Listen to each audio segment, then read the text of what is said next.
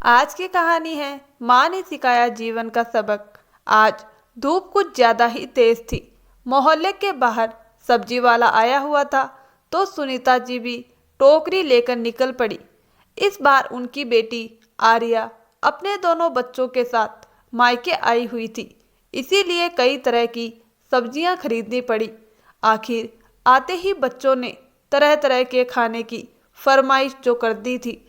सुनीता जी जब सब्जियों से भरा थैला उठाकर घर लौटी तो नजारा देखकर हैरान रह गई। पूरा ड्राइंग रूम बिखरा पड़ा था। सोफे के कुशन यहाँ वहाँ पड़े थे।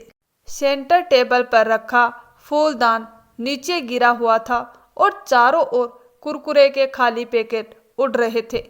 उन्होंने जोर से पुकारा, अरे आर्यन, काव्या, ये क्या हाल बना रखा है तुम दोनों ने। नानी के डांटते ही आर्यन ने होठ फुलाकर कहा, नानी, आप तो हर वक्त डांटती रहती है, हमारे घर में तो कोई कुछ नहीं कहता। इतने में आर्या कमरे से निकलती हुई बोली, अरे माँ, बच्चों को क्यों डांट रही हो? सुनीता जी ने राहत की सांस लेते हुए पूछा, बेटा तू कहाँ जा रही है? आर्या मुस्कुराई, माँ, मैं तो अब मायके आई हूँ थोड़ी राहत के लिए। अब घर की जिम्मेदारी से फ्री हूँ, जरा साक्षी के साथ मॉल जा रही हूँ। अरे लेकिन जरा मेरी मदद तो कर दे, ये सब्जियां रखवा दे या बच्चों को थोड़ा संभाल ले। सुनीता जी ने थकान भरे स्वर में कहा।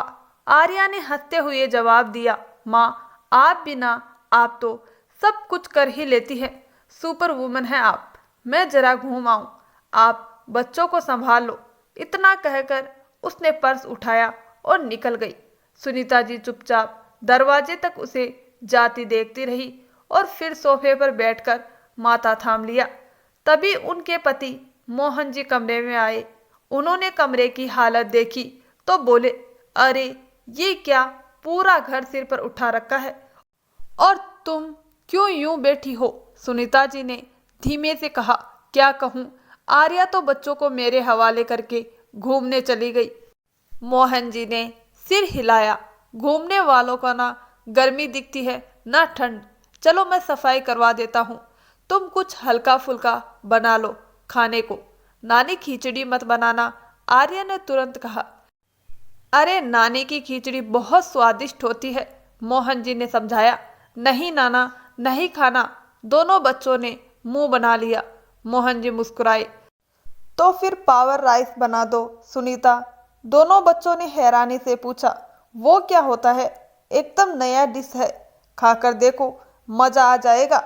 मोहन जी बोले।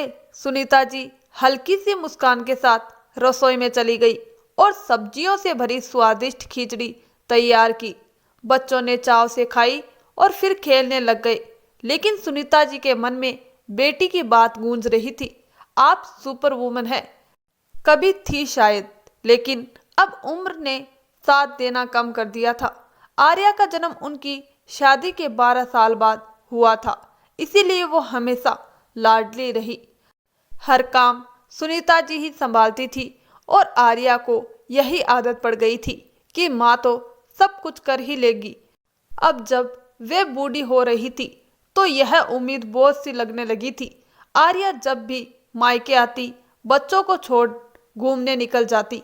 इस बार सुनीता जी ने तय कर लिया, अब कुछ तो बदलना ही होगा।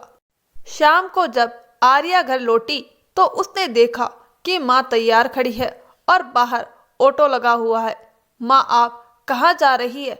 बेटा, तेरे मामा के घर कई बार बुला चुके हैं, अब सोचा कुछ दिन वही आराम कर लूं। तुम यहीं रहो, पापा है ही, सब देख लेंगे। कहते हुए सुनीता जी ऑटो में बैठ गई और चली गई। पहले तो आर्या कुछ पल वहीं खड़ी रह गई, फिर धीरे धीरे अंदर चली गई। अगले दिन बच्चों की शरारतें और घर का काम दोनों ने मिलकर उसका जीना मुश्किल कर दिया था। शाम तक तो उसने आर्यन को डांटते डांटते मार ही दिया। मोहन जी ने यह देखा तो बोले, आर्या, बच्चों पर हाथ क्यों उठाया? इतना गुस्सा क्यों? आर्या झल्लाकर बोली, पापा, मैं अकेले कैसे संभालूं? मैं तो आराम करने आई थी, यहाँ तो और परेशानी बढ़ गई। मोहन जी मुस्कुरा दिए, क्या बात है पापा, आप हंस रहे हैं? आर्या ने पूछा। नहीं बेटा, बस सोच रहा हूँ, जब तू जवान होकर इतनी परेशान हो गई तो तेरी माँ इस उम्र में कितनी थक जाती होगी। वह भी तो इंसान है, हमेशा सुपर वुमन बनी रहे, ये कैसे संभव है। आर्या चुप हो गई। उसके चेहरे पर पछतावे की झलक थी। मोहन जी ने प्यार से कहा, बेटा, मायके आराम के लिए आना ठीक है, लेकिन मदद करने से कोई छोटा नहीं हो जाता। अपने माता पिता की उम्र का भी थोड़ा ख्याल रखा कर। आर्या की आंखें नम हो गई।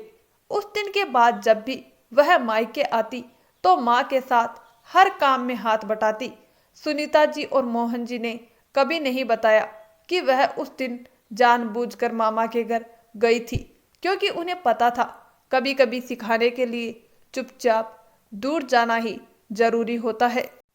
दोस्तों, इस कहानी से हमें यह सीख मिलती है कि हम कभी भी अगर अपने मायके जाए, आपकी भाभी हो या फिर आपकी माँ, आपको हमेशा उनकी मदद करनी चाहिए, क्योंकि थोड़ी बहुत मदद करने से किसी इंसान का कुछ नहीं बिगड़ता, पर घर में शांति और घर में खुशियों का माहौल बना रहता है। अपने घर को हमेशा खुशियों से भरने के लिए ये जरूर करें। धन्यवाद दोस्तों। आपको हमारी कहानी कैसी लगे, हमें आपकी राय कमेंट बॉक्स में ज़रूर बताना। अगर कहानी अच्छी लगे तो चैनल को सब्सक्राइब जरूर करें। धन्यवाद दोस्तों।